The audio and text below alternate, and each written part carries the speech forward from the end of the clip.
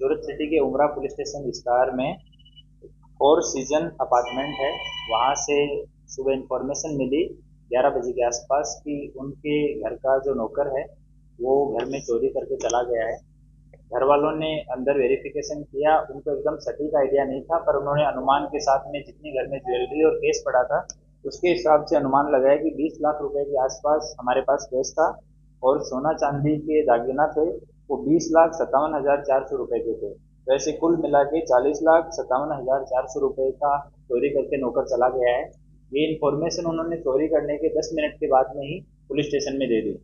उसके बाद में नौकर का एड्रेस वेरीफाई किया गया तो ये देवेंद्र कुमार रॉय है। ये मधुबनी बिहार का रहने वाला है और अभी पिछले 3 महीने से इस परिवार के साथ में ये हाउस हेल्प तरीके काम कर रहा था। लेकिन ये परिवार के साथ 10 साल से जुड़ा हुआ था। बीच में काम किया, फिर दूसरी जगह चला गया, फिर वापस आ गया, फिर चला गया और अभी ये तीसरी बार इस परिवार के साथ में काम कर रहा था। जहाँ पे दो बुजुर्ग इस अपार्टमेंट में रह रहे थे, उनकी सेवा के लिए दो नौकर रखे हुए थे। दूसरे नौकर को भी पूछताछ किया हमने, तो उसने बताया कि जब वो वहीं से उसने बैग लिया, उसने सारा सामान भरा और जब वो निकल रहा था तो दूसरे नौकर को भी बोला कि तुम भी मेरे साथ चलो, पर दूसरे नौकर ने जाने से मना कर दिया और उसने तुरंत अपने मकान मालिक को फोन करके जान भी की इसकी कि इस तरह से चोरी करके भाग गया है। उसके बाद हमने तुरंत कई सारी टीमें बनाई।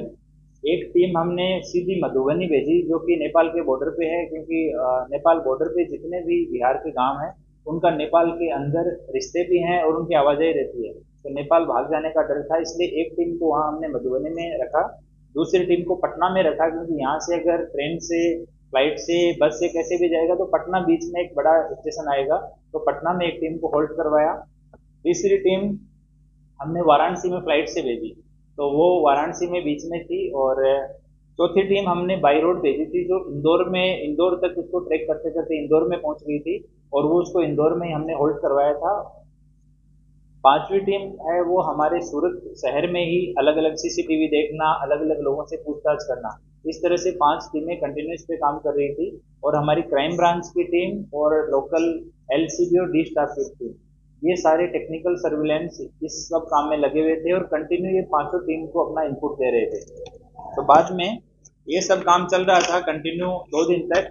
तो हमारे उमरा पुलिस स्टेशन के हेड कांस्टेबल अमित भाई, भूपत भाई, हेड कांस्टेबल नितेश भाई, जगसी भाई और पुलिस कांस्टेबल शुभम भाई, रमेश भाई, ये तीनों पलसाना और उसके आसपास के जितने भी ट्रैवल्स वाले चलते हैं उनके वेरिफिकेशन के लिए उधर घूम रहे थे, सीसीटीवी फुटेज देख रहे थे। तो वहाँ उनको इन्फॉर्मेशन मिली कि एक बस में ये लोग यहाँ से बैठ के गए हैं और वो बस एमपी तक, रीवा तक जाने वाली है।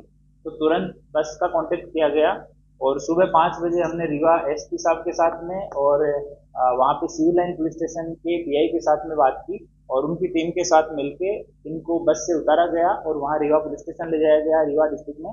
वहाँ पे सामान वेरीफाई किया गया तो कैश जो है वो कम मिला, बाकी जो ज्वेलरी है वो वीडियो उन्होंने बना के भेजा तो हमने परिवार के साथ वेरीफाई किया तो ज्वेलरी पूरा था, लेकिन केस 2 लाख से कुछ ज़्यादा, उतना ही केस उस टाइम पे वहाँ पे था।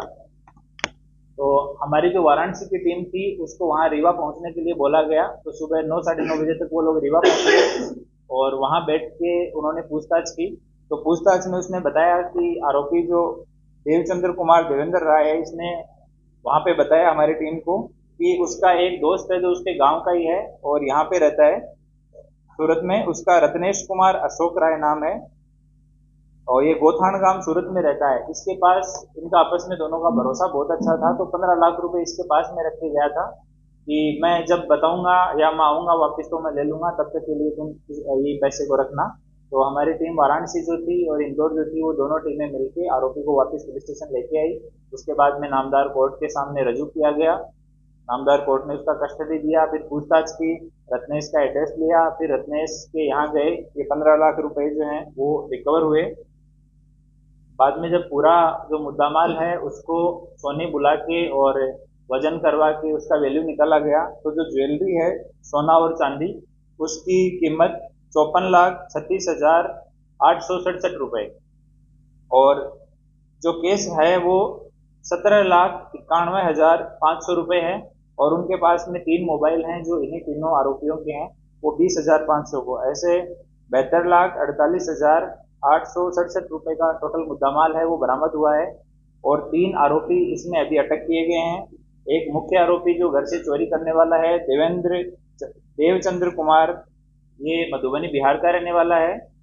दूसरा रत्नेश कुमार अशोक राय, जो इसका मित्र था, जिसके पास ये 15 लाख रुपए जिसकी कस्टडी में छोड़ के चला गया। और तीसरा एक मुनानंद उमेश कुमार है। जब ये देवचंद्र कुमार यहाँ से चोरी करके जा रहा था तो इसके 3 भाई और भी सूरत में रहते हैं, तो अपने एक भाई के पास गया, उमेश नाम के, उसका बेटा है ये मुनानंद, तो ये मुख्य आरोपी का भतीजा है। इसको ये अपने साथ ले गया कि तुम भी हमारे साथ चलो, और जबरदस्ती इसको लेके साथ में चला गया। तो ये 2 आरोपी जो साथ में थे वो थे, और एक आरोपी जो है जिसके कस्टडी में 15 लाख रुपए थे। तो इन तीनों को अभी अरेस्ट किया गया है। सारा मुद्दा माल है वो रिकवर कर लिया गया है, और अभी नामदार कोर्ट के समक्ष ये मुद्दा माल प्रोड्यूस करके और मुद्दा माल परत उसको फरियादी को दिलवाने की कार्यवाही की जाएगी, और इन तीनों से भी पूछताछ चलेगी। सर, इतने सालों से नौकरी कर रहा था, इनको पहली बार क्या करने की वजह क्या है? ये कुछ छोटी छोटी चीज़ों को लेके और अपने जो मालिक हैं उनके साथ में नाराज था। जैसे कि उसको कुछ साड़ी का था कि मुझे साड़ी लाके देनी थी दिवाली पे, वो साड़ी मुझे नहीं लाके दी थी। मेरे कुछ भाई का दांत खराब हो गया था, वो दांत मालिक को मैंने बोला था, तो कभी जाने अनजाने में उन्होंने हाँ बोल दिया होगा कि दांत लगवा देंगे।